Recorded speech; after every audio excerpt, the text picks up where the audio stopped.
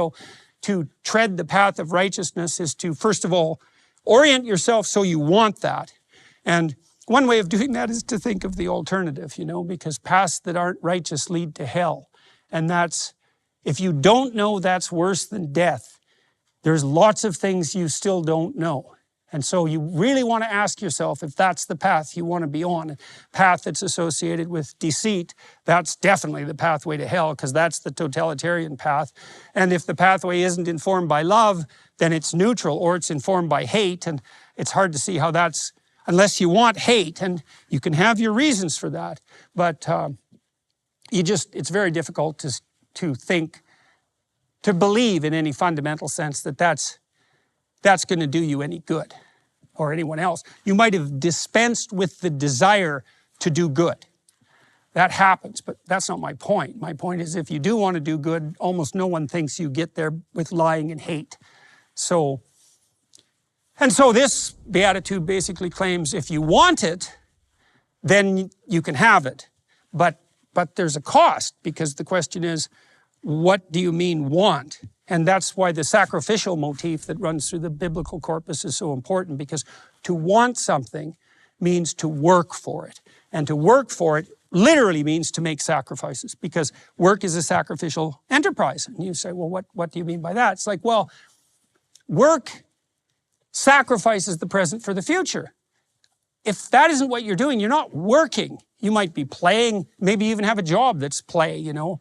But it's not real work. You're just so fortunate that you found something you can play at that actually provides you with economic sustenance. But very often you have to work in order to make ends meet, right? And you do that by sacrificing the short-term hedonic pleasure of the present to the medium and long-term stability of the future. And that can be very effortful and responsibility laden. But it works. And then the question, I suppose, and this is a question that's posed, it starts to be posed right in the early opening stories in the biblical corpus.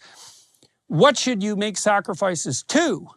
And the lurking idea here is righteousness. And so imagine you're trying to decide what's worth giving up your selfish short-term pleasures in service of.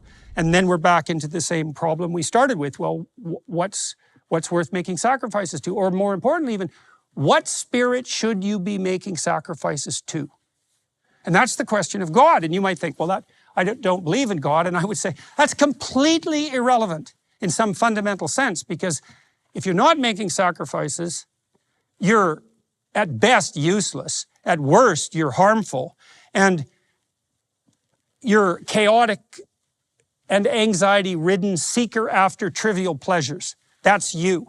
And then you're making sacrifices anyways, because now you're sacrificing the future to the present instead of the reverse. So there's no way out of the sacrificial paradox.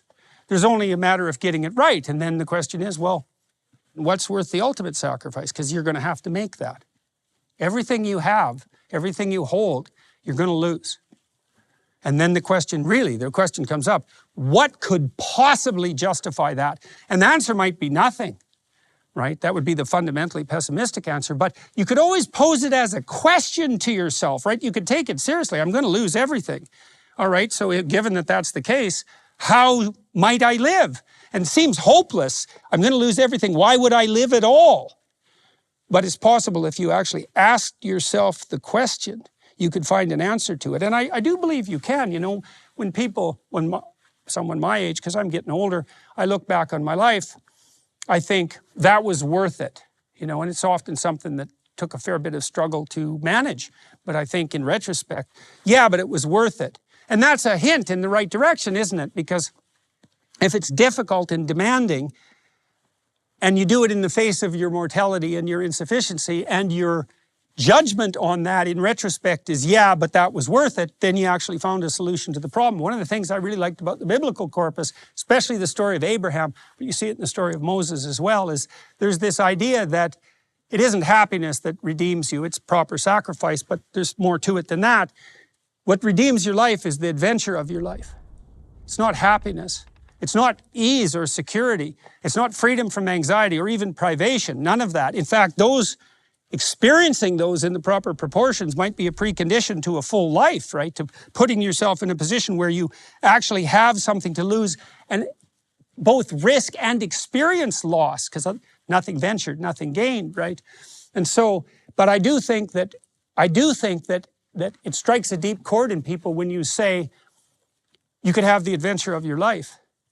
And that would be so magnificent, it could be so magnificent that it would justify the catastrophe of your life. Or you could even put it forward as a challenge. It's like, could you conjure up an adventure for your life that's so magnificent that it would justify the catastrophe of your life? And the answer is, well, we'll see what you do with your life. Because you literally answer that question. You literally answer that question with your life. And here's something else to think about that, I think, that's so interesting. So in the force that God uses at the beginning of time to conjure habitable order, the habitable order that is good out of potential, that's the Word. And the Word is directed towards love in the sense that we've already described, but it's also the truthful Word. And so truth is subordinate to love in that sense.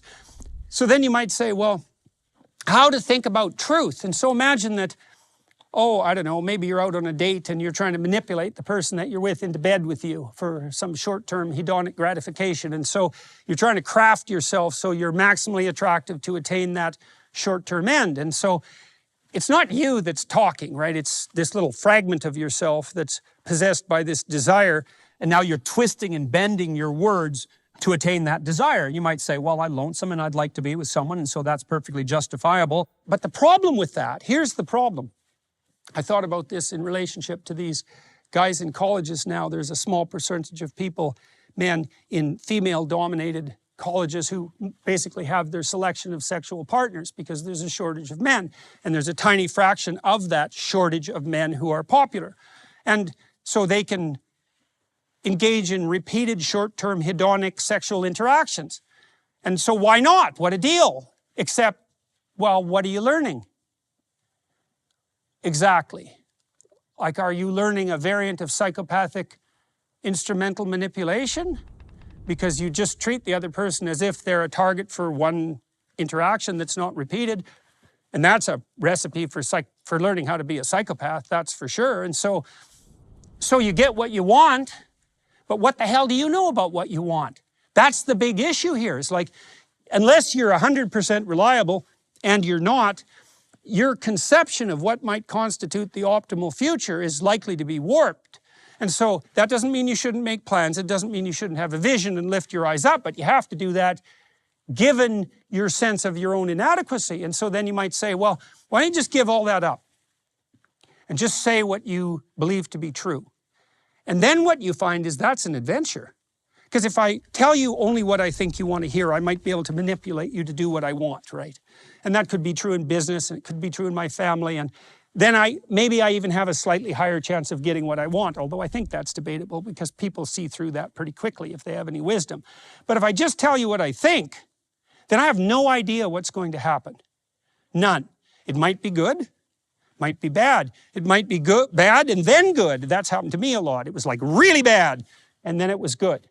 And so I kind of learned to live through the desert part of that and to get to the positive part. And, you know, it shook my faith in the truth to some degree because it got me in a lot of trouble to say what I actually thought. But I found that if I was careful to begin with, and if I didn't backtrack, things would turn eventually. It was not so fun while they were turning, you know, and it wasn't necessarily the case that they were going to. But there's something deeper in that.